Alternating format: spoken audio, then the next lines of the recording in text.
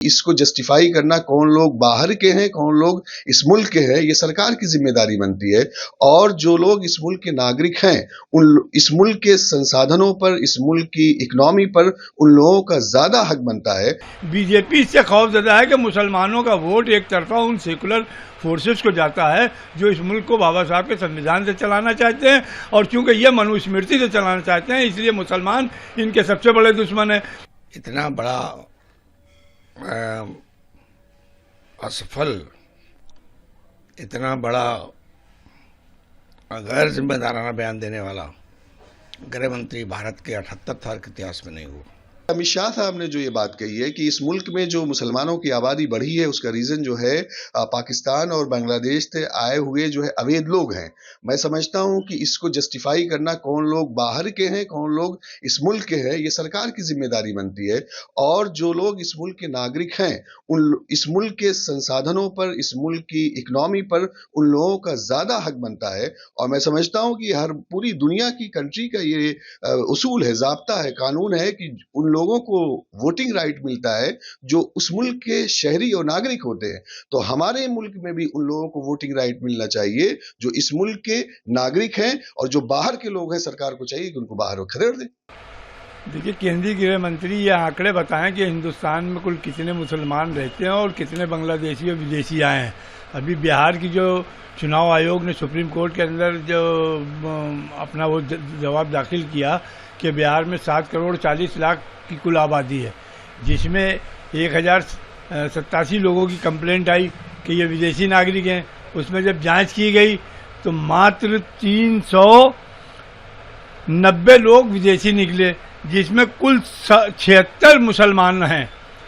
और 76 में जो सीमांचल का इलाका है, उस इलाके के अंदर जहां बॉर्डर का इलाका है, जो मुस्लिम बहुल क्षेत्र है, वहां मात्र 10 विदेशी नागरिक निकले, जिसमें 5 हिंदू थे और 5 मुसलमान, जिसमें 2 मुसलमान का देहांत हो चुका और 3 जीवित है। तो ये जो बीजेपी हिंदुओं को ये खौफ दिखाती है कि मुसलमानों की आबादी बढ़ी, दरअसल में हिंदुओं को खौफ नहीं दिखा रही। बीजेपी इससे खौफजदा है कि मुसलमानों का वोट एक तरफा उन सेकुलर फोर्सेस को जाता है जो इस मुल्क को बाबा साहब के संविधान से चलाना चाहते हैं, और चूंकि ये मनुस्मृति से चलाना चाहते हैं, इसलिए मुसलमान इनके सबसे बड़े दुश्मन है।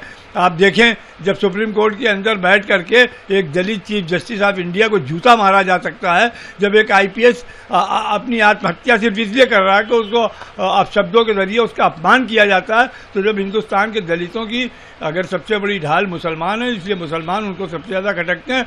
अब हिंदुस्तान के मुसलमानों को तो गद्दार साबित नहीं कर पाते, वो पाकिस्तान और बांग्लादेश के नाम पर हिंदुस्तान के मुसलमानों को दिखा करके हिंदुओं के वोट हासिल करना चाहते हैं। और ये इंतहाई निंदनीय बात है। इस मुल्क को बाबा साहब के संविधान से ही चलेगा। और जहाँ तक कि ये प्रोपेगेंडा होता है कि भारत जो है वो गजवा हिंद, तो गजवा हिंद कहेगा गजवा हिंद। दुनिया के अंदर 57 मुस्लिम ममालिक हैं, जिसमें एक भी इस्लामी स्टेट नहीं है। मुस्लिम मुल्क जरूर है 57। तो हिंदुस्तान में जब 700 बरस मुसलमानों ने हुकूमत की, तब इस्लामी राष्ट्र नहीं बन सका। तो आज तो हिंदुस्तान एक सेकुलर मुल्क है, और इसीलिए मुसलमानों ने हिंदुस्तान में रहने का फैसला किया था और कि यहाँ एक सेकुलर कंट्री बनेगा। लेकिन आज ये बीजेपी के लोग इसको मनुस्मृति से चलाना चाहते हैं, जो नामुमकिन है, जो कभी इनके ख्वाब पूरे नहीं होंगे। ये बयान उनका निहायत ही अफसोसनाक है, और मैं समझता हूँ उनकी असफलता का एक सबसे बड़ा उदाहरण है। माननीय गृह मंत्री हैं, भारत के देश की राष्ट्रीय सुरक्षा की जिम्मेदारी उनके कंधों पर है।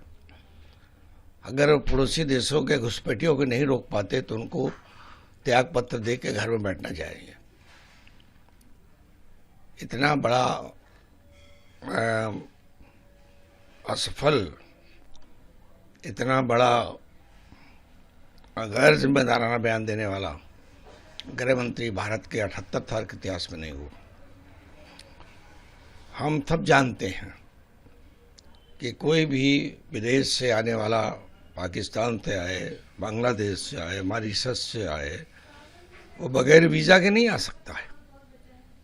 हमारा हमारा डिप्लोमेटिक ऑफिस होता है इन देशों में है, और जब तक वो वहाँ से वीज़ा प्राप्त नहीं करता, और वीज़ा प्राप्त करने की अनुमति यहाँ से दी जाती है। विदेश मंत्रालय, गृह मंत्रालय का उसमें रोल होता है। और उसके बावजूद अगर गृह मंत्री ये बयान देते हैं कि विदेशी घुसपैठियों ने आकर यहाँ के आबादी बढ़ा दी है मुसलमानों की, तो ये उनकी जो माइंड सेट है, उनकी जो जहनीत है, दुर्भाग्यपूर्ण जहनीत मैं कहूँगा, मुस्लिम के विरुद्ध, मुस्लिम मुखालिफ, जिससे देश में एक बेचैनी का माहौल पैदा होता है।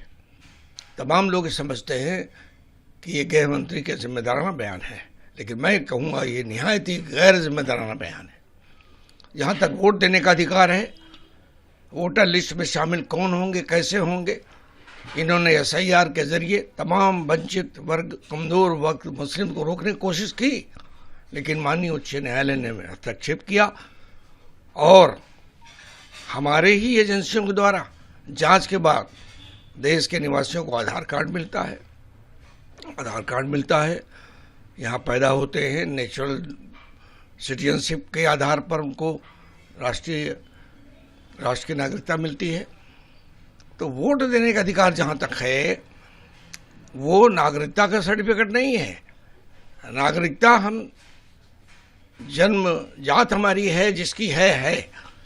और जो नागरिकता मांगता है इंडियन सिटीजनशिप एक्ट के तहत, उसका एक प्रोसीजर है, वो भारत सरकार के तरफ से दिया जाता है। तो मैं समझता हूँ ये चुनाव के मौके पर, चूँकि बिहार का चुनाव हो रहा है और भाजपा की चूरें हिली हुई हैं, NDA के जीतने की संभावना बिल्कुल क्षीण है, बहुत कमज़ोर है, जीतने की कोई संभावना नहीं है। तब बौखलाहट में दिया हुआ हमारे माननीय गृह मंत्री का ये बयान है। ये बयान निंदनीय है, अफसोसनाक है। मैं समझता हूँ भारत की जनता उनके इस बयान से गुमराह होने वाली नहीं है।